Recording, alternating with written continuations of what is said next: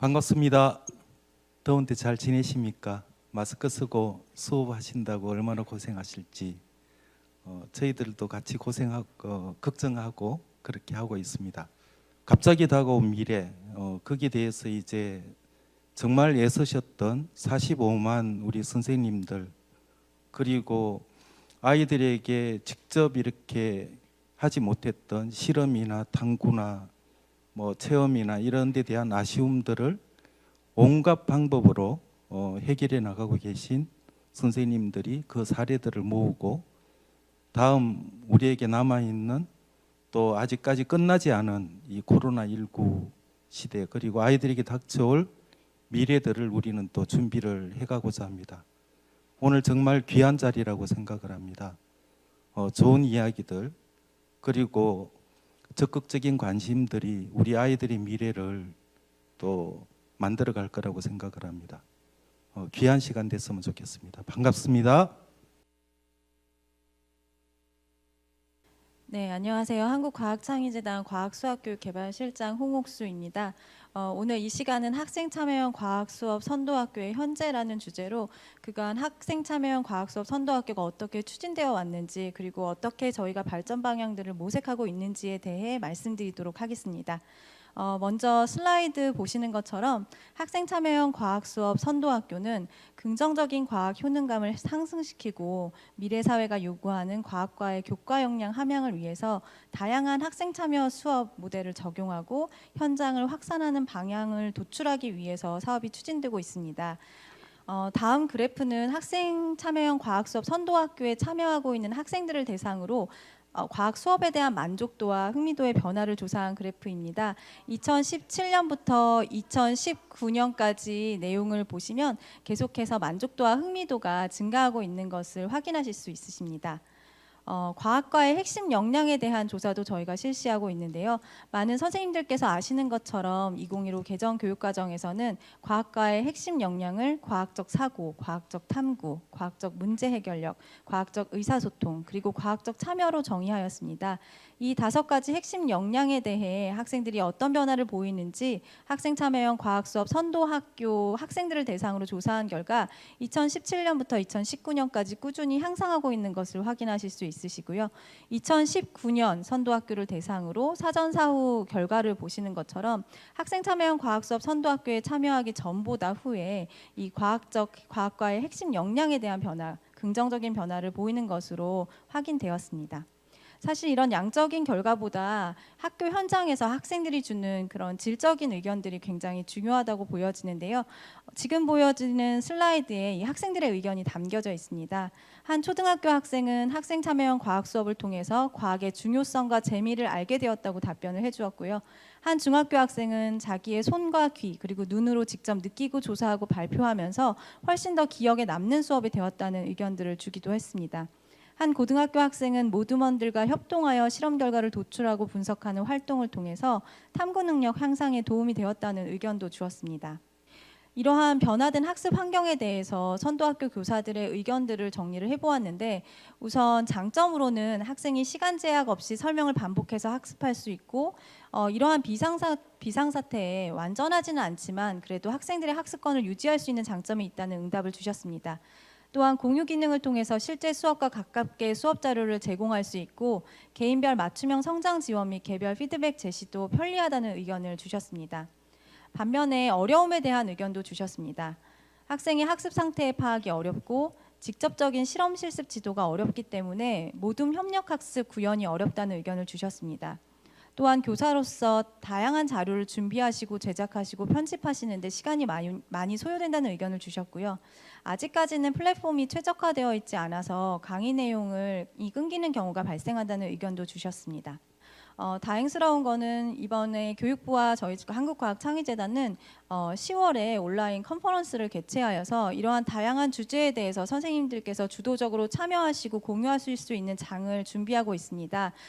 조만간 발표하실 선생님들을 저희가 모집하게 될 텐데 선생님들께서 많이 참여해 주시기를 부탁드립니다.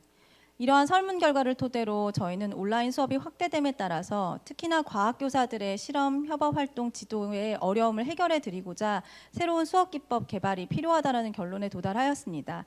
선생님들께서 주셨던 많은 의견들은 웹 기반의 과학 실험 탐구 시뮬레이션, 그리고 소프트웨어, 빅데이터 기반으로 문제를 해결하는 심화된 플립러닝 학습 프로그램이 개발되어야 한다는 의견을 주셨습니다.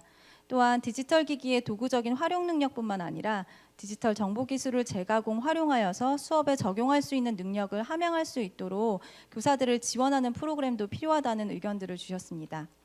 한 가지 다행스러운 부분은 지난 5월 교육부에서 발표한 과학교육 종합계획에 따르면 이 부분에 대한 해결 방안들을 제시할 수 있는 중요한 추진 과제들이 담겨져 있습니다.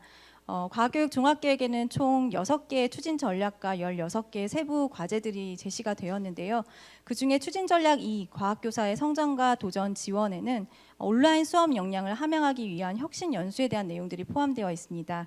또한 추진 전략 3, 지능형 과학교육 환경 조성에는 첨단 과학기술이 적용된 지능형 과학실을 구축하여 학교 과학실의 한계를 넘는 온오프라인 탐구 실험 활동을 지원하는 내용이 포함되어 있습니다.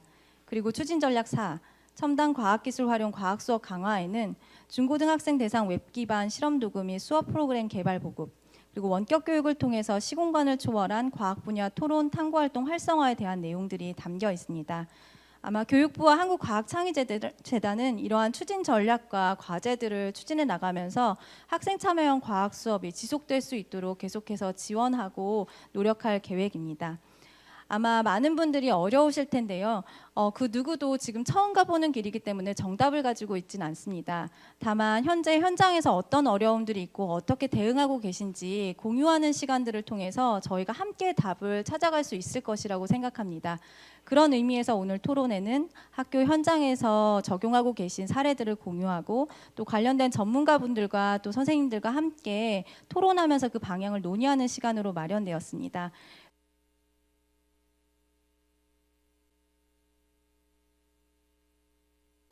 먼저 저희가 이제 온라인 수업을 시작하기 위해서 저희 나름대로 좀 저희가 사용하기 편한 플랫폼을 선택할 필요가 있었습니다. 저희는 카카오톡을 활용을 했거든요.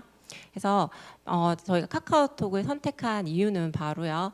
이런 단체 채팅이 가능하고요. 그리고 라이브 톡을 통해서 쌍방향 수업이 가능합니다. 그리고 톡 게시판을 활용을 해서 학생들의 과제라든지 또 내용 같은 것들을 피드백 해줄 수 있는 이런 모든 기반들을 갖추고 있기 때문에 저희는 우선 카카오톡을 사용하는 것이 좋지 않을까 선생님들과 그렇게 고민을 해봤습니다. 그리고 가장 좋았던 점은 뭐냐면 저희가 6학년 학생들과 고학년 학생들을 대상으로 이렇게 수업을 준비할 때 가장 학생들이 많이 사용하는 앱이기도 했기 때문에 접근성이 좋았고요. 그리고 쌍방향 수업을 하든 또는 단체 채팅을 하든 실시간으로 의사소통이 가능하다는 그러한 장점이 있었습니다. 그리고 톡 게시판에 자신의 그런 과제라든지 또 사진 자료라든지 이런 것들 탑재함을 통해서 업로드가 되면 다른 친구들하고 또 공유를 할 수가 있고 또 교사들도 손쉽게 피드백을 할 수 있는 그러한 장점이 있어서 저희는 카카오톡을 활용을 해서 이렇게 수업을 진행해 왔습니다. 그리고 저희는 초등이라서 사실 과학만 가르치는 건 아니라서 수업 자료를 혼자 만들기 너무나 버거웠습니다. 또 수업 자료 찾는 것도 그렇고요. 그래서 이제 동학년들 중심으로 해서 공동 진도표를 작성을 하고 그리고 수업 자료도 같이 제작을 하고요. 그리고 공동 수업 영상 같은 것들도 함께 제작을 해서 같이 제작한 것을 학생들에게 같이 투입할 수 있도록 그렇게 계획을 하였습니다. 저희도 마찬가지로 이제 저희 처음에는 온라인 수업을 할 때 EBS 컨텐츠를 많이 사용을 했습니다. 그래서 EBS 컨텐츠를 사용을 하는데 그것만 해서는 학생들 확인되지 않기 때문에 뭐 클래스팅이라든지 또는 구글 설문을 활용을 해서 과제를 제시하고 저희가 확인을 하는 그런 과정을 거쳤는데요. 학생들이 또 초등이다 보니까 자기들이 직접 경험하는 것들이 굉장히 중요하잖아요. 그러다 보니 학생들이 그 영상만 봐서는 어떤 건 잘 이해가 되지 않아요 라는 이야기를 하는 친구들이 있어서 또 다시 고민을 하게 되었습니다. 그 두 번째가 이제 저희가 라이브톡 아까 전에 카카오톡 앱을 이용한 라이브톡을 활용을 해서 이렇게 진짜 화면을 보여주면서 학생들한테 수업한 이후에 구글 문서를 활용을 해가지고 학생들이 형성평가에 참여할 수 있도록 해서 학생들의 그러한 수업 참여도에 대해서 확인을 할 수 있는 이러한 과정을 거쳐보았습니다. 그리고 세 번째로는요. 학생들이 뭐라고 얘기를 했냐면 실험 같은 걸 직접 해보고 싶기도 하고 직접 보고 싶다는 그런 학생들이 많아서 그러면 우리가 한번 좀 어설프지만 네, 한번 영상을 제작을 해보자 했습니다. 그래서 이렇게 유튜브 채널을 개설을 해서 이제 링크만 받아서 학생들이 참여해서 진짜 저희 학교 학생들만 참여할 수 있도록 영상을 매 차시별로 이렇게 다 제작을 해서 올렸습니다. 네. 내용에 저희는 또 오히려 잘 만들어진 컨텐츠를 활용하면 좋을 거다라고 생각을 했는데 학생들하고 이렇게 수업을 하면서 학생들의 반응이 굉장히 의외였어요. 학생들이 얘기하기로는 그냥 보여준 컨텐츠를 봤을 때 실험 내용만 있고 하니까 조금 흥미가 없었는데 선생님이 해주시니까 굉장히 좋았다라는 이런 반응들이 많았습니다. 특히나 이제 우리 선생님이 이렇게 얘기를 하시네, 또 옆반 선생님 이야기를 하시네, 이런 이야기를 들으니까 학생들이 조금 친근감이 느껴졌던 것 같아요. 그래서 어떤 친구들은 교실에서 선생님 수업하는 것 같았어요. 이렇게 얘기하는 친구들도 많았거든요. 저희는 이제 온라인에서 보면 학생들하고 실시간으로 상호작용을 하는 것, 그 다음에 자료 같은 것들이 올렸을 때 계속 기록되고 저장되는 그러한 장점, 그리고 실시간으로 소통이 가능하다는 이런 장점과 그리고 오프라인 수업에서만 가질 수 있는 생생한 경험, 그리고 선생님의 표정이라든지 친구들의 반응이라든지 이런 것들을 통한 비언어적인 표현, 그리고 좀 집중력을 강화할 수 있는 이러한 장점들을 혼합해서 학생들이 중심이 되는 수업을 한번 만들어 보자. 이렇게 저희는 의견을 한번 모아봤습니다. 문제는 어떤 것을 온라인 수업으로 하고 어떤 것을 오프라인 수업으로 할 것인가, 이런 것들에 대한 고민을 할 수밖에 없었거든요. 그래서 저희는 우선 나누긴 이렇게 나눴습니다. 온라인 수업은 뭐 직접 할 수밖에 없는 것들, 뭐 키우는 거라든지 관찰하는 거라든지 실험하는 거라든지 이런 것들을 할 수밖에 없었고요. 그리고 이제 뭐 온라인 수업에서는 이제 학생들이 할 수 있는 개념 이런 것들에 대해서 할 수밖에 없었습니다. 네, 그래서 이렇게 하긴 했는데 보니까 온오프라인으로 이렇게 구분하기가 힘든 면들이 생각보다는 되게 많더라고요. 그래서 결국은 또 우리가 이제 영상이라든지 이런 게 있으면 더 좋겠다 싶어서 이제 이해도 해야 할 겸 영상을 매차시로 만들기로 결정을 내렸습니다.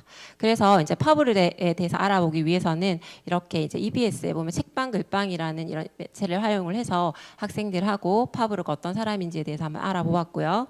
그리고 이제 옆에 보이시는 책을 이렇게 하나의 주 교재로 활용을 하였습니다. 교과서보다는 이렇게 주 교재를 활용했을 때 학생들이 조금 더 흥미와 관심도를 많이 보였었거든요.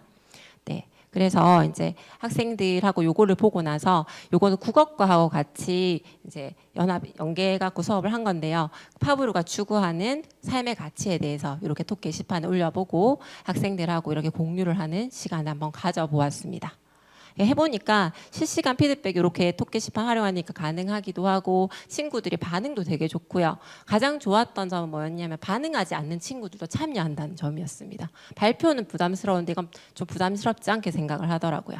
그리고 이제 세포에 대해서 알아보는 수업은요. 등교 수업에서 이렇게 이제 세포의 구성에 대해서 한번 알아보고 그 다음에 양파, 표피세포를 한번 이렇게 현미경으로 직접 촬영한 사진을 학생들하고 이제 공유를 하는 시간을 가졌습니다.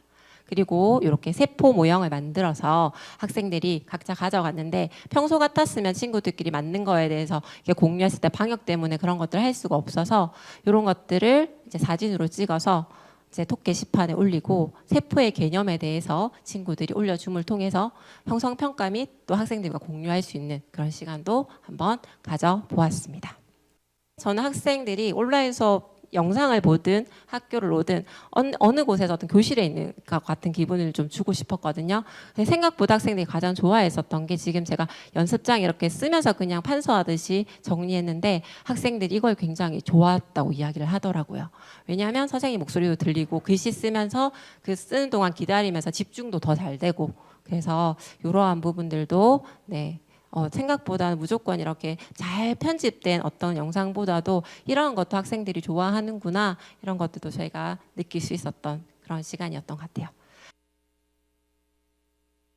학생 참여형 과학 수업은 톡톡 쓱쓱 얌얌 요리다라고 요리다라는 주제를 가지고 언택 시대 온라인 수업이라도 포기할 수 없는 학생 참여형 과학 수업이라는 부제를 통해서 발표하게 된 진주동료학교 과학교사 이윤영입니다. 제가 몇 번 소개해드렸던 내용 중에 하나, 이렇게 기존의 학생 참여형 수업을 다양하게 프로젝트 수업, 발표 수업, 그 다음에 학생들이 모둠 활동, 서로 토론하면서 친구를 도와주는 여러 가지 수업을 진행했습니다. 그런데 이 모든 준비했던 내용들이 지금은 학생들한테 직접 대면할 수 없기 때문에 진행되기가 굉장히 많이 힘든 상황이 되어버렸어요. 그래서 고민을 하게 됩니다. 물론 저희 학교 과학 선생님 6분이 계시는데 그 6분의 선생님들과 정말 심도 있게 협의회를 많이 진행합니다. 그래서 하나하나 해결해 나간 결과물을 지금부터 말씀을 드릴게요. 토의 토론 한번 유형 한번 보시죠. 남학생들 이렇게 모둠 활동을 하지 못하니까 이렇게 분단 간의 토의 토론을 한번 시켜봤습니다. 동영상 한번 좀 준비해 주신 영상 한번 보여주시겠습니까? 저렇게 모둠별로 안전수칙을 철저하게 지키면서 학생들이 전류가 어떻게 흐르고 자기장이 어떻고 그때 어떻게 힘이 받고 하는 내용들을 얘기하고 있는 중입니다. 학생들이 서로 소통하는 기회가 많이 없으니까 저렇게 하브루타를 통해서 소통을 하게 하니까 굉장히 활기찬 그런 수업이 진행된 내용이었습니다. 네. 그 다음에 학생들의 의견을 물을 때는 아까 잠깐 말씀드렸던 퀴즈앤이라는 앱을 사용했습니다. 퀴즈앤은 그 카웃이라고 꽤 유명한 퀴즈를 통한 그 기반의 앱이 있는데 그게 한국형으로 만든 내용입니다. 그래서 퀴즈앤이 조금 한글로 되어 있기 때문에 접근하기가 조금 쉽다는 장점이 있었습니다. 그래서 학생들이 학생 참여형 수업에 대해서 어떻게 생각하느냐를 물었는데 뭐 이렇게 재밌다, 즐겁다, 같은 나오는 빈도가 많은 단어들이 저렇게 크고 가운데 이렇게 있는데 학생들이 뭐 제 칭찬도 많이 했네요. 기분 좋게 잘생겼어요도 아유 예 학생들이 의도한 게 저게 정확하게 맞는지는 모르겠지만 하여튼 기분이 좋습니다. 자기 남자친구 이름 쓴 친구도 있네요. 이런 식으로 다양한 활동을 좀 진행을 했고요. 그 다음에 이런 실험 관찰 유형은 각자 집에서 할 수 있는 실험을 통해서 패들렛이라고 다들 알고 계시죠? 자료를 받고 제가 취합하고 평가하는 데 굉장히 좀 도움이 되는 앱이었습니다. 패들렛을 통해서 각자의 실험 영상들을 저렇게 올리는 활동을 또 했습니다. 영상 한번 보여주세요. 네, 이렇게 텀블러 위에다가 빨대를 올려놓고 이렇게 마찰 정지 실험을 하고 있는 중이었습니다. 이런 식으로 실험을 했습니다. 네, 넘어갈게요. 그 다음에 제작 표현 유형으로는 광합성과 호흡을 비교하는 표를 만들어서 이렇게 올리라고 그랬는데 이럴 때 얼마나 우리 학생들이 잠재력이 무한한지를 또 한번 느꼈습니다. 굉장히 풍부한 미적 감각으로 다양하게 이렇게 다양한 표현 방법으로 광합성과 호흡을 비교하는 표였습니다. 그 다음에 과정형 평가를 좀 실시하고 싶어서 저는 구글 드라이브를 좀 활용했습니다. 매 시간마다 영상을 보거나 제가 만든 영상을 보고 나서 구글 설문으로 이렇게 학생들이 문제를 풀게 됩니다. 그러면 제 구글 드라이브에 모두 취합이 돼서 활동을 과정평가로 하는데 매우 도움이 됐고 선생님들한테도 꼭 추천해 드리고 싶은 방법입니다. 구글 그리고 뭐 추가로 좀 말씀드리면 담임 업무에서도 구글 드라이브는 매우 도움이 많이 좀 되었던 내용이었던 것 같습니다. 각종 공문에서 제한하고 금지하고 하는 내용들이 굉장히 좀 많이 내려오는 것 같습니다. 그게 제가 굉장히 안타까운데 물 들어올 때 노저라는 말이 있지 않습니까? 학생 참여형 분위기가 무르익고 있는 상황인 것 같습니다. 이럴 때 철저하게 안전수칙을 지키는 한도 내에서는 우리 상황에 따라서 학교에 따라서 지역에 따라서 좀 많이 활성화시킬 수 있는 응원의 공문이나 메시지도 많이 남겨주시는 게 지금 학생 참여형 수업을 진행하려고 하고 또 진행 이미 한 선생님들한테는 큰 응원이 아닐까 하는 생각을 해봤습니다. 제 그 사례 발표 짧은 시간이었지만 맛있는 식사하시는 것처럼 편안한 시간이 되셨는지 궁금합니다. 선생님들 앞으로 사업하실 때 에러점이 많을 겁니다. 힘내시고 하나씩 해결해 나가시면 문제없이 잘 해결해 나가실 수 있으리라 믿어 의심치 않습니다. 화이팅입니다. 선생님들 감사합니다. 작년까지 저희 학교 학생 참여형 과학 수업의 형태가 어떤 것이었냐면요. 주로 실험 실습, 또 멀티미디어를 활용한 학생 발표 수업, 또 소그룹 토의 토론이나 모든 비주얼 싱킹이었거든요. 그런데 아무리 기다려도 학생들이 등교를 안 하고, 등교를 한다고 해도 과학실에 이동도 못하고 모여서 모둠 활동도 못하는 상황이 되었습니다. 그래서 작년에 이런 노하우들을 거의 적용하기가 어렵게 됐어요. 그래서 저희 학교는 3, 4월에 다소 혼란한 시간을 겪으면서 학교 구성원들이 어떤 공통되고 효율적인 원격 수업 시스템을 만드는 것이 중요하다고 생각하고 함께 고민하게 되었습니다. 그래서 저희는 학교가, 교사가, 또 학생이 이를 위해서 어떤 준비를 했는지 차례대로 소개해드리도록 하겠습니다. 먼저는 학교 차원의 준비입니다. 저희는 실제로 저희 학교 선생님들은 대부분 줌을 활용한 실시간 쌍방향 수업을 하고 계세요. 그런데 줌은 자료를 올리거나 형성평가 또 과제 등을 병행하기에는 줌 하나로는 좀 어려움이 있었습니다. 그래서 저희 학교에서 선택한 것이 구글 클래스룸이에요. 그래서 G Suite for Education에 가입해서 기관 아이디를 발급받고 학교의 기본 플랫폼으로 이제 정하게 되었습니다. 많은 학교에서 이미 구글 클래스룸을 사용하고 계신 걸로 알고 있고요. 선생님들이 또 개인적인 아이디로 구글 클래스룸 사용하고 계신데요. G Suite를 이용하면은 이메일 주소가 학교 이름으로 이렇게 통일이 돼서 발급이 되고, 그럼으로 인해서 학생 관리나 자료 공유, 또 수업 초대 권한 관리가 무척 수월하고요. 드라이브 용량도 무제한이라서 얼마든지 자료를 올릴 수 있다는 장점이 있었습니다. 그런데 실제로 모든 수업을 구글 클래스룸 기반으로 진행하려면 학생과 선생님한테 계정도 다 발급해줘야 되고요. 구글 클래스룸을 비롯한 IT 활용에 대한 교육이 선행되어야 하잖아요. 또 문제가 학생이 한 명이 배우는 수업이 보통 10과목이 넘는데 그 10몇 개의 구글 클래스에 시간표에 따라서 매 시간마다 적절하게 클래스룸에 바로 입장할 수 있는 안내도 해야 돼서 이걸 어떻게 쉽고 효율적으로 할까 고민을 했습니다. 그래서 웹페이지를 하나 만들게 되었어요. 네, 예전에는 모든 길이 로마로 통했을지 모르겠지만 저희 학교는 모든 길이 이 사이트 경화여자고등학교 온라인 학습 안내라는 이 페이지로 다 통하게 구성을 했습니다. 이 사이트에 들어와서 계정을 발급받고요. 로그인을 한 다음에 그 학습 매뉴얼에 가면 구글 클래스룸 어떻게 사용하는지, 줌은 어떻게 사용하는지 배우고 디지털 리터러시 교육이나 저작권에 대해서 교육을 받습니다. 그리고 매일 아침 학생들이 그 제일 오른쪽에 있는 자기 학년 학급 시간표를 클릭하면은 매 시간마다 적절한 구글 클래스룸으로 연동이 되도록 그렇게 구성을 했습니다. 그리고 저희는 또 평소에 교사들 중에 IT에 관심이 많은 선생님들의 자원을 받아서 교내에 원격 수업 TF팀을 구성했습니다. 그래서 그 TF팀 선생님들께서 여러 가지 연구와 협의를 하시면서 다른 선생님들 원격 수업을 좀 지원해 드렸는데요. 일단은 컨텐츠 제작을 위해서 기기를 좀 제공을 해드렸습니다.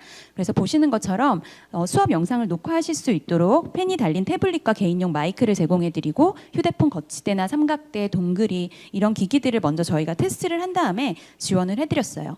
근데 선생님들도 공감하시겠지만 아무리 플랫폼이 좋다고 아무리 기기가 있다고 해서 그거를 바로 사용하실 수 있는 건 아니잖아요.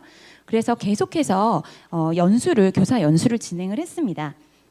구글 클래스룸은 어떻게 사용하는지, 줌은 어떻게 사용하는지 자세한 기능에 대해서 알아보고 실습도 컴퓨터실에서 같이 해봤습니다. 그리고 3, 4, 5 짝 지어가지고 선생님들이 막 연습도 해보시고 그러면서 교사가 먼저 사용법을 익혀나갔습니다. 그리고 태블릿을 드렸는데요. 그 태블릿을 또 잘 활용하지 못하시는 분들을 위해서 태블릿을 어떻게 활용하는지 그 기기 자체에 대한 연수도 해드리고요. 또 영상을 녹화할 때, 수업 영상 제작할 때 어떤 앱을 사용하면 좋은지, 또 편집은 어떻게 하는지, 업로드 권한 설정은 어떻게 하는지 이런 세세한 것까지 다 연수를 해드렸습니다. 근데 이런 과정에서 되게 놀라운 일이 있었는데요. 선생님들 중에 평소 스스로를 나는 골수 아날로거다, IT는 싫어 이렇게 말씀하신 선생님들이 계셨는데 이 연수를 받고 몇 번 연습을 하시더니 이렇게 좋은 걸 왜 이제 알려주냐고 정말 너무 신세계라고 하시면서 지금은 저보다도 더 잘 쓰십니다. 네, 그래서 학교에서는 이런 준비를 했습니다. 그래서 학교에서 이런 큰 틀을 만든 다음에 저희 교사들이 그 틀을 또 양질의 콘텐츠로 채우기 시작했어요. 저희는 무엇을 했냐면요. 일단 첫 번째는 학급별 교과별로 구글 클래스룸을 개설을 했습니다. 예를 들면 저는 7개 학급을 가르치고 있고 담임교사고 동아리를 맡고 있거든요. 그러면 최소한 9개의 클래스룸을 개설하고 학생들을 초대하는 그런 역할을 또 했고요. 그 다음에 수업 영상 컨텐츠를 제작을 했습니다. 실시간 수업을 100%로 하시는 선생님은 컨텐츠가 필요 없으실지도 모르겠지만 저는 모든 수업을 다 영상으로 일단 촬영을 했는데요. 그 이유는 제가 줌 실시간 수업을 해보니까 학생 중에 1명, 2명 정도는 항상 기기 문제나 인터넷 문제로 접속이 잘 안 되는 경우가 있더라고요. 그래서 그런 학생들의 수업 결손을 또 예방하기 위해서 수업 영상을 제작했습니다. 어떤 선생님은 또 1학년 과학탐구 실험 같은 경우에는 매 시간 이렇게 또 실험 영상을 제작해서 업로드 해주시기도 했어요. 강의 영상이든 실험 영상이든 이렇게 제작한 영상은 구글 클래스룸에 직접 업로드할 수도 있고 유튜브 링크를 걸어서 학생들에게 제공을 했습니다. 사실 저희 본교에도 36개 학급이 있고 많은 선생님들이 계신데요. 선생님들마다 선호하시는 수업의 방식이 조금씩 차이가 있으세요. 저희 학교의 대표적인 수업 유형을 좀 소개해 드리도록 하겠습니다. 일단 GC라고 나와 있는 거는 구글 클래스룸이고요. 구글 클래스룸에서 실시간 수업, 줌 수업, 유튜브 콘텐츠 이런 것들이 가능한데 공통점이 있습니다. 그것은 어떤 수업의 유형이든 상관없이 시작은 무조건 구글 클래스룸으로 한다는 것입니다. 저희가 이렇게 한 이유는 학생의 입장에서 1교시는 줌에 접속하고 2교시는 EBS 온라인 클래스를 듣고 3교시는 유튜브를 하고 이러면 너무 혼란이 있잖아요. 그래서 학생이 혼란스럽지 않게 하는 게 가장 중요하다고 생각해서 일단 모든 수업의 시작은 구글 클래스룸으로 했고요.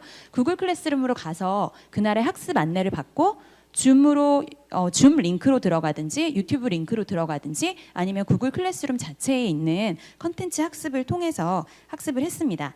저 같은 경우는 3번째 유형을 했습니다. 그래서 유튜브 컨텐츠 학습을 하고 줌으로 질의응답을 하고 형성평가까지 이렇게 마무리를 했는데요. 그 이유는 제가 가르치는 학생들 150명을 대상으로 개인적으로 설문조사를 했는데 88%의 학생이 녹화 영상을 선호했습니다. 줌보다는.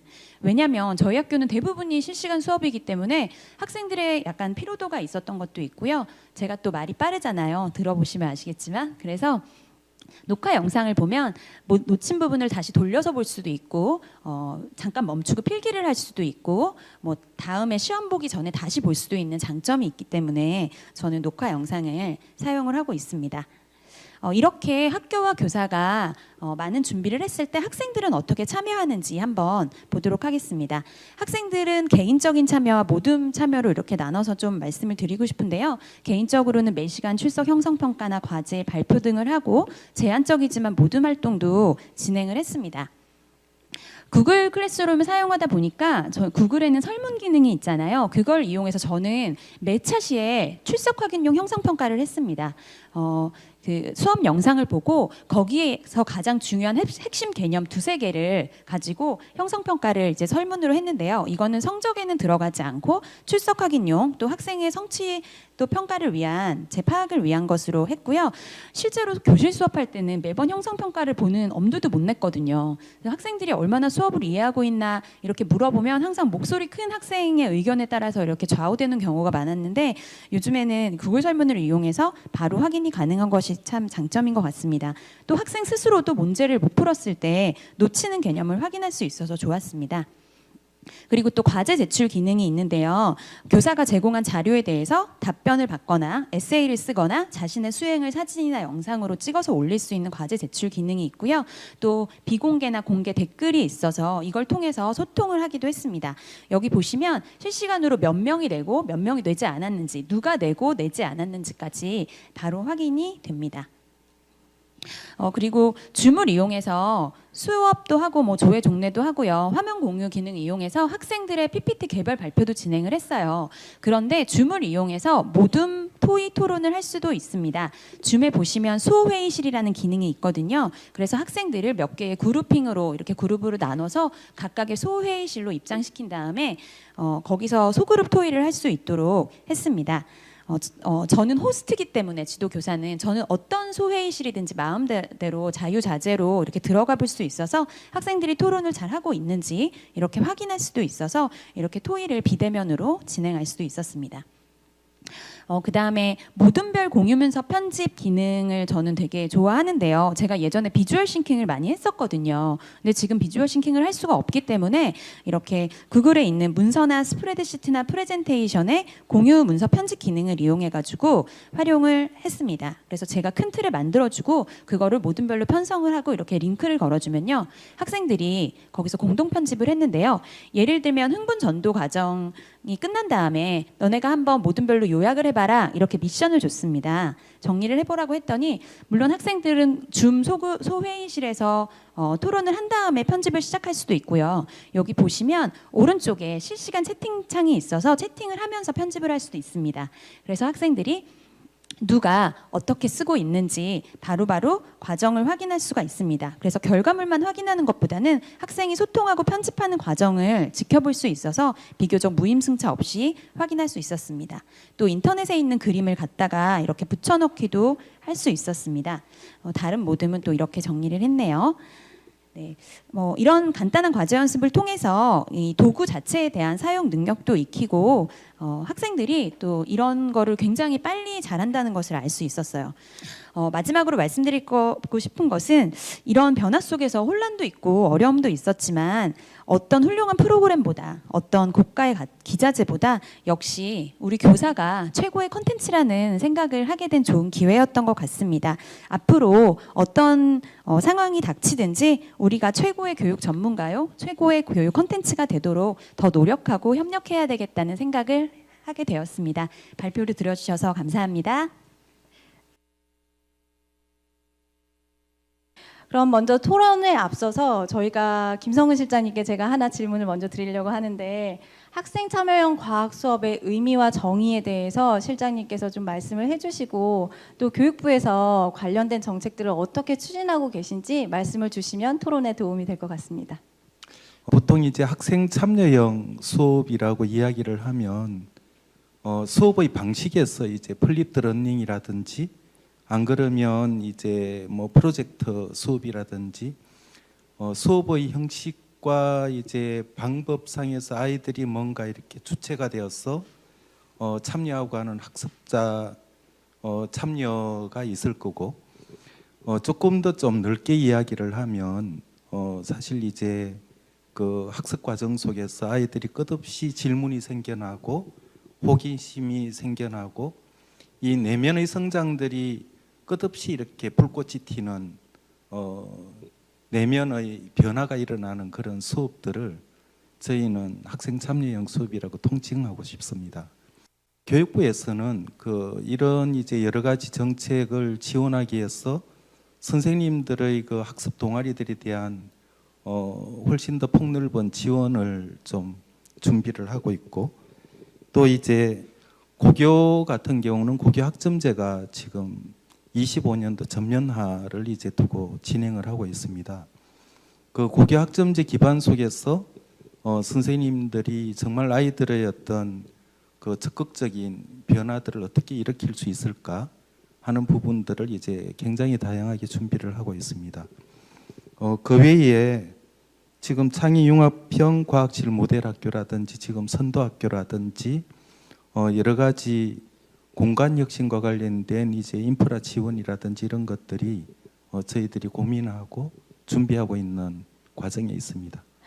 관련해서 김성천 교수님께 질문을 드리고 싶은데요. 교수님께서는 미래교육과 혁신학교에 대해서 많은 강연 또 책도 쓰신 것으로 알고 있는데, 과연 미래교육에서의 학생 참여는 어떤 방식으로 이루어지는 것이 바람직하다고 생각하시는지 말씀 부탁드리겠습니다.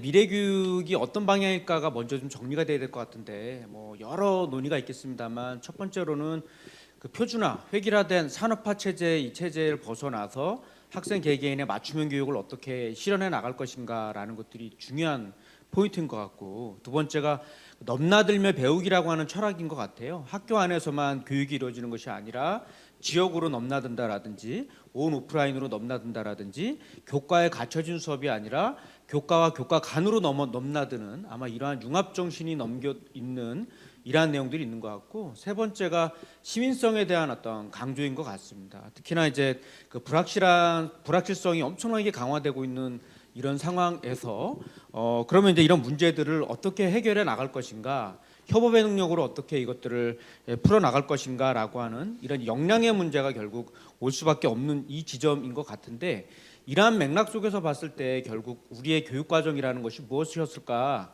학생들의 발달 단계를 고려한 교육과정이었는가? 또 수업의 경우에도 정말 학생과 학생 간에 혹은 교사와 학생 간에 의미 있는 어떤 만남들과 상호작용이 이루어졌는가? 평가라고 하는 것들도 하나의 서열화를 위한 어떤 평가가 아니라 학생들의 성장을 촉진하는 어떤 그러한 평가였는가라고 하는 질문이 있게 되는 거고, 이 맥락 안에서 결국 그 배우고자 하는 내용들이 결국 학생들의 삶과 얼마나 맞닥뜨려져 있는 것들인 건가?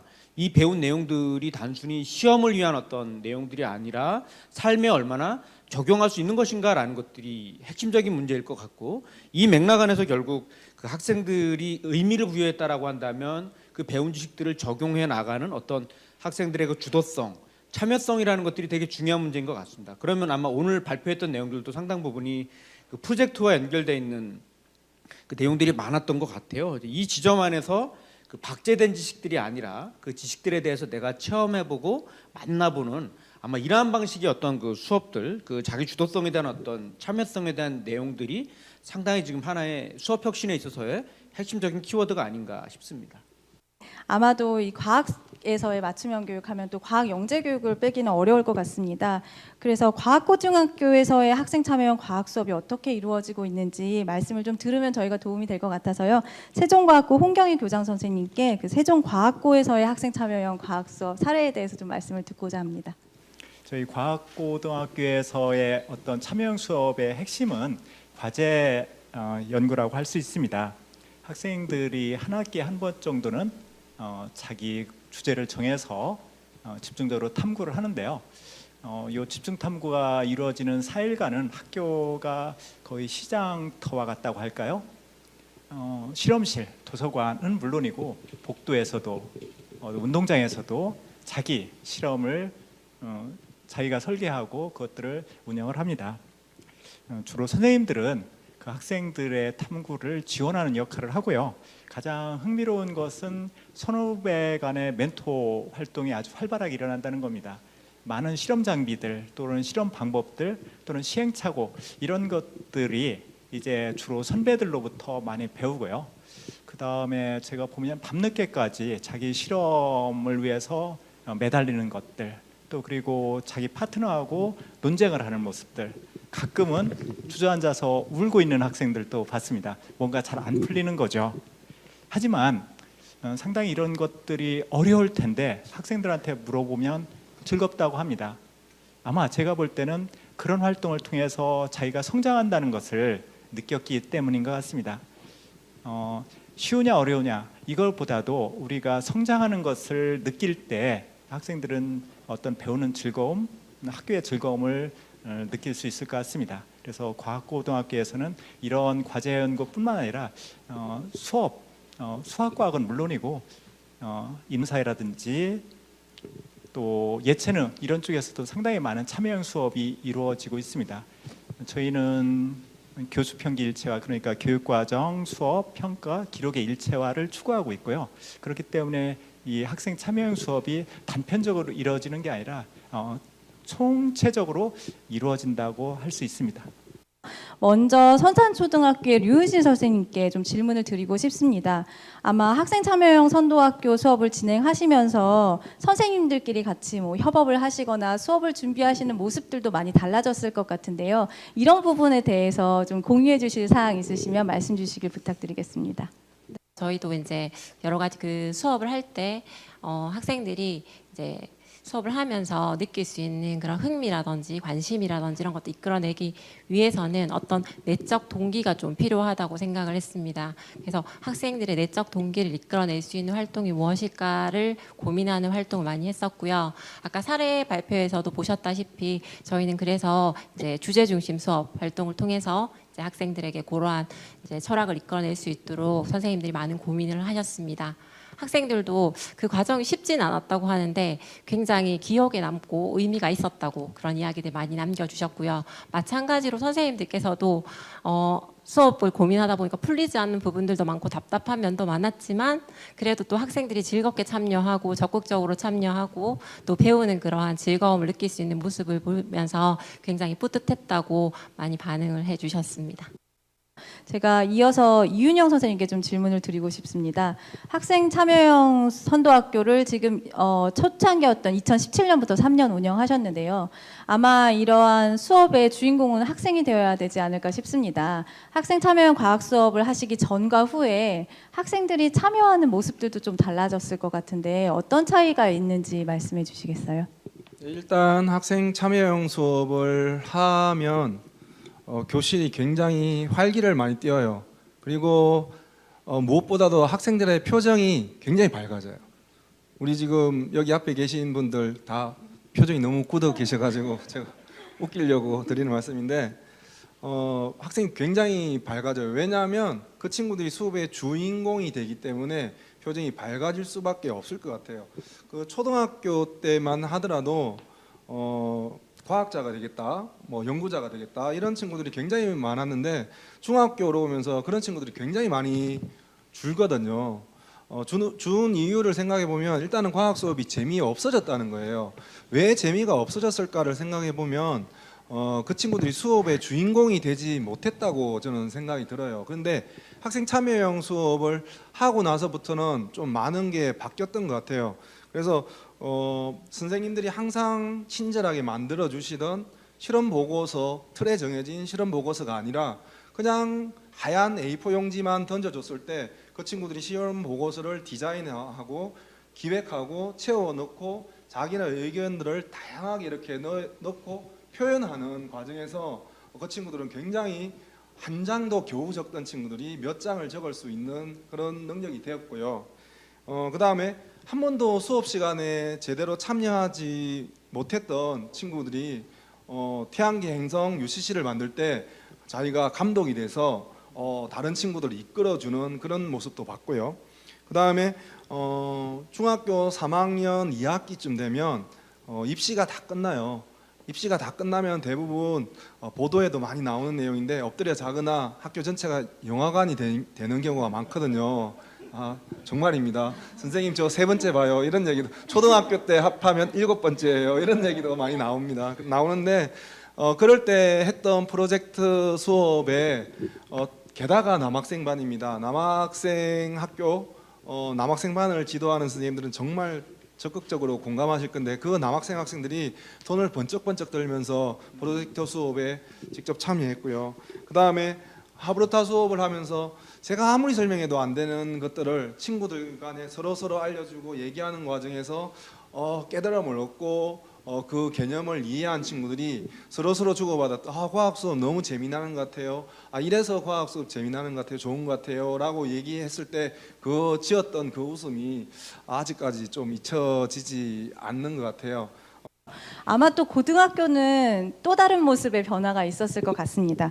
경화여고 정희정 선생님께 학생 참여형 과학 수업이 가지고 온 수업의 변화에 대해서 잠시 말씀 듣겠습니다. 놀라운 거는 그 과학을 싫어하는 학생들도 역사나 미술이나 음악이나 뭐 영어나 어떤 과목은 좋아하는 게 있다는 거예요. 그래서 저희가 기획한 것이 스팀 융합 수업이었습니다. 그래서 학생들이 과학에 흥미가 없더라도 과학에서 시작한 학문이 아니라 자신이 좋아하는 관심 분야로부터 그 주제를 공부하면서 과학에까지 지식을 확장할 수 있도록 스팀 융합 수업을 기획했고요. 그 주제를 정할 때도 학생의 생활과 동떨어진 주제가 아니라 학생이 흥미를 가질 만한 그런 주제를 이제 선정해서 수업을 진행했더니 학생들이 제가 느끼기에는 많이 달라진 것 같아요. 내가 싫어하는 과학 수업이 아니라 내가 좋아하는 미술과 관련된 과학 수업, 내가 좋아하는 영어와 관련된 과학 수업 이런 식으로 받아들이면서 학생의 참여도나 또 의사소통 능력, 과학적 소양이 많이 좋아진 것 같이 느껴집니다. 특히나 이제 코로나19 이후에 아까도 말씀드렸지만 학생들의 안전과 학습권 그 두 부분을 모두 고려해야 해서 참 교육부에서도 고민이 많으실 것 같은데요. 교육부 김성근 실장님께 지금 교육부에서 어떻게 대응하고 계신지에 대해서 간략하게 말씀 듣는 시간을 마련하였습니다.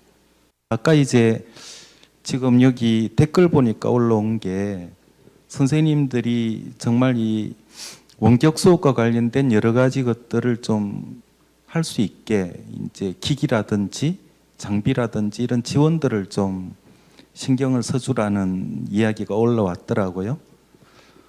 저희들은 일단 이제 학교에 그 학교 운영비가 이제 있습니다. 이 속에 그 기본적인 예산 항목을 가릴 것 없이 선생님들이 원격 수업에 필요하다면 우선적으로 이 부분을 지출을 해도 적어도 코로나 상황에서는 절대 그것과 관련해서 감사하지 않고 그것과 관련해서 어떤 것도 그 항목과 달리해서 그것과 관련해서 어떤 질문도 하지 않겠다 하는 적극 행정 공문이 이미 나간 게 있고, 필요하다면 교육청이나 안 그러면 교육부 쪽으로 문의들을 좀 해주셨으면 좋겠습니다. 저희들은 어떤 것이건 이제 좀 지원할 마음을 가지고 있고, 그게 상황이 된다면 좀 풀어나갈 생각입니다. 그리고 하나 이제 좀 저희들이 고민을 했던 것은 격차 문제입니다. 이제 자기 주도성이 없거나 안 그러면 집에서 케어가 잘 안 되는 애들이거나 아니면 이제 여러 가지 지역적 여건이나 학교 여건들의 차이 때문에 아이들 간의 교육 격차가 계속 커지는 부분에 대한 이런 고민들이 좀 있습니다. 지금 이제 여러 가지 부총리 중심으로 대화 창구를 열어서 교육 대전환에 대한 고민들을 하고 있는데, 좋은 제안들을 주시면 저희들이 그간 부족했던 것을 빨리 좀 채워내고 미래를 위한 준비들을 이제 좀 차근히 좀 해나가도록 하겠습니다. 이어서 교원대 김성천 교수님께 제가 질문을 드리고 싶은데, 제가 사실은 최근에 교수님께서 코로나19가 우리 교육에 남긴 것이라는 온라인 정책 토론회에서 주제 발표하신 것을 보았습니다. 그래서 아마도 지금 코로나19가 특히나 이 과학 수업에도 남긴 것들이 굉장히 많을 것 같은데요. 이 코로나19가 실험 탐구 활동 등이 많은 과학 효과, 그리고 또 우리 교육에 남긴 것들이 무엇인지 그 시사점에 대해서 교수님 생각을 나눠주시길 부탁드리겠습니다. 하나는 이제 가르침이 있었다고 해서 배움이 일어나지는 않는 것 같습니다. 오히려 배움으로부터 도주하는 아이들이 상당히 많아지고 있는데, 이 코로나19 사태 속에서 오히려 그런 학생들이 더 많아지는 것들은 아닌가. 그 질 관리의 문제라든지 격차가 더욱더 심화되는 것은 아닌가. 상위권 학생들은 별 문제가 없겠지만 중하위권 아이들 같은 경우에 더욱더 배움으로부터 멀어지는 것은 아닌가 하는 걱정이 저희에게는 많이 있는 것이죠. 두 번째로는 이 좋은 수업이라는 것들이 이제 과연 뭘까? 저는 이것이 요즘에 에듀테크 얘기가 많이 나오니까 기능의 문제로 이것이 자칫 함몰될 수가 있는데, 더 중요한 것들은 사실 그 철학의 문제가 아닐까 싶어요. 이제 이 왜라고 하는, 그러니까 노하우도 중요하지만 노와이, 왜 이걸 해야 되는가에 대한 의미에 대한 문제가 대단히 중요한 건데, 결국 이 문제는 과학도 마찬가지겠습니다만 결국 인간을 어떻게 바라볼 거냐, 사회를 어떻게 해석할 거냐, 그 어떤 철학과 윤리와 정의의 문제와도 연결이 되어져 있는 부분이 있지 않을까. 그러면 이 코로나19 사태를 통해서 과연 공교육을 이제 놓고 보면은 인터넷상으로도 얼마든지 지식교육이라는 것들을 할 수가 있고 개념과 이론에 대해서 학습이 가능한 부분이 있는 것인데요. 그러면 이제 조금만 검색해봐도 다 알 수 있는 것들을 선생님들이 학교에서 전달로 해서 압축해서 가르친다라는 것들이 어떤 의미가 있을까라고 보면은 이 지점에서 이제 결국 교사의 정체성 문제라든지 학교의 정체성 문제가 있는 것 같아요. 그러면 결국 학교와 교사가 우리가 가르쳐야 된다라는 것들은 인터넷으로 알 수 있는 그런 지식을 반복해서 전달해서 가르치는 것이 아니라 더 깊이 있는 어떤 의미 있는 학습인 거고, 소위 디퍼러닝이라고 하는 어떤 그 본질에 대해서 보다 천착해 들어갈 수 있는, 그래도 원리를 깨닫게 되는 어떤 그런 학습일 건데, 이러한 학습이라는 것도 우리가 얼마나 현장에서 구현해 나가고 있는 것인가, 이 고민이 있는 것 같고, 마지막으로 저는 다시 이제 이 과학의 문제라는 것들이 최근 들어서 그 어떤 지속 가능한 발전, 사회에 대한 어떤 고민들이 있는 건데, 이 영역들이 결국 인간과 사회와 과학이 만나는, 기술들과 만나는 지점인 것 같아요. 예를 들면 적정 기술의 문제라는 것도 있을 수 있고 지속 가능한 어떤 기술의 문제가 있는데, 이런 것이 인간의 삶을 살아가는 데 있어서 그 고통의 문제들이 있고 해결되지 못하는 문제들이 있고, 이것들이 해결되지 않으면 우리 사회가 더 안정적일 수 없다라고 하는 이 문제가 있는데, 이런 문제들을 해소하는 데에 과학의 지식, 과학의 개념들, 원리라는 것들이 어떻게 도움이 될 수 있는 것인가에 대한 이런 문제들과 연결이 된다면 아마 과학과 사회, 인간, 인문학 이 같이 결합된 과학을 생각해 볼 수 있지 않을까 생각을 해봤습니다. 세종과학고 홍경희 교장 선생님께 기존의 과학고의 프로젝트 수업들이 어떻게 바뀌고 있는지 말씀을 한번 들어보도록 하겠습니다.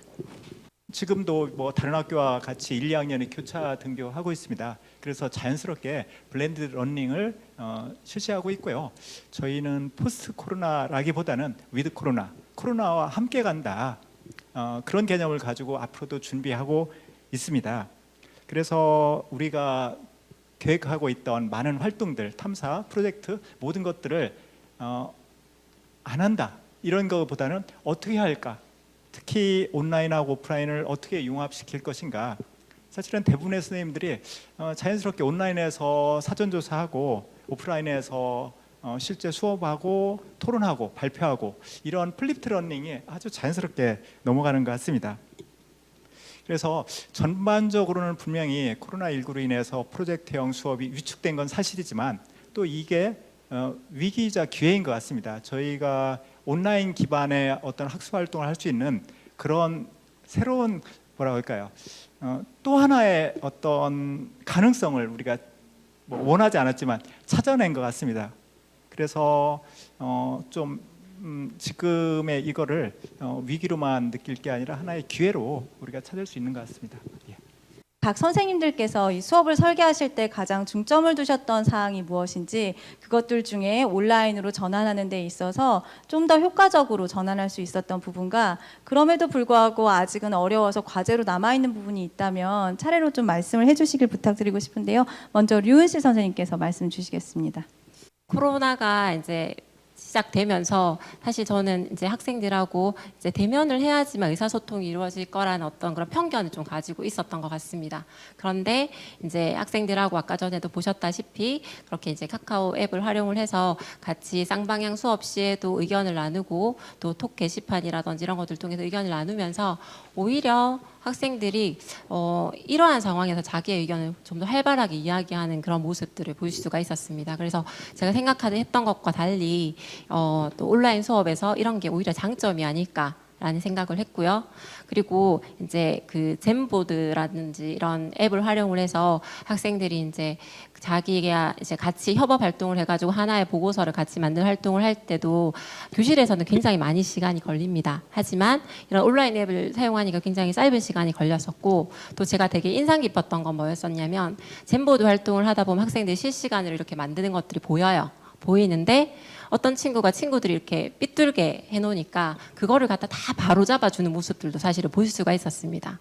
그러면서 저희는 온라인이 굉장히 차갑고 따뜻하지 않다라고 생각을 하는데 그런 안에서도 따뜻함을 찾을 수가 있구나. 굉장히 감동적이었어요. 제 나름대로 애들이 그런 모습을 보여줄 수 있다라는 게. 그래서 이제 저는 오히려 이제 온라인 수업을 진행하면서 제가 갖고 있던 편견을 좀 깰 수 있어서 굉장히 좋았던 것 같고요. 그렇지만 저희도 사실은 면 단위에서 이제 읍면 단위 지역 학교거든요. 그러다 보니까 학생들이 이제 그 핸드폰이 있다는 이유로 해서 지원을 받지 못하거나 했던 적이 있어가지고 가끔 학생들이 그런 와이파이라든지 이런 것들이 원활하게 진행되지 않아서 수업을 잘 듣지 못하는 경우가 있어서 그런 경우는 이제 교정교과쌤한테 허락을 받고 학교에 와서 저랑 같이 이제 거리두기를 하면서 수업을 한 적도 있고요. 그래서 이제 그러한 것들이 사실 좀 아쉬웠어요. 왜냐하면 좀 더 그런 기반이 마련되었다면 학생들에게 똑같은 평등한 기회를 줄 수 있지 않았을까라는 좀 생각이 들었었거든요. 그래서 그런 부분에서 저는 좀 그런 부분들이 좀 더 지원되면 학생들이 이제 온라인 수업뿐만 아니라 우리가 전면적으로 등교 계약이 되더라도 이런 면들을 온라인이 가지고 있는 장점들을 수업에 좀 더 잘 활용을 할 수 있지 않을까라는 그런 기대도 한번 해보았습니다. 행복한 학생들과 수업하고 계신 이윤영 선생님께도 같은 질문을 드리겠습니다. 사실 아까도 잠깐 말씀드렸다시피 이론적인 어떤 내용을 알게 하는 것도 물론 중요하지만 그 이론을 지식들을 잘 이해하고 잘 소화하고 잘 활용할 수 있는 역량을 키우는 것이 굉장히 중요하다고 저는 늘 느끼고 있거든요.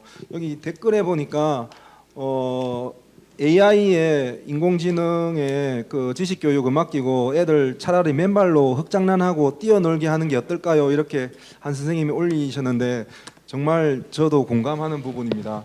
그 학생들이 흙밭에서 뛰어놀게 할 수는 없지만 과학실에서 정말 자유롭게 좀 뛰어놀게 하고 싶거든요.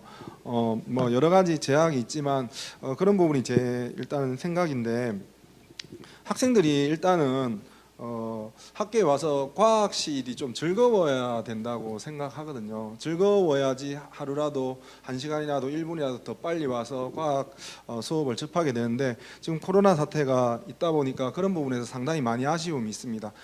코로나19 사태를 겪으면서 제가 느낀 게, 이래서 학교가 필요하고 우리 교사가 필요하구나라는 걸 굉장히 많이 느낀 일이거든요.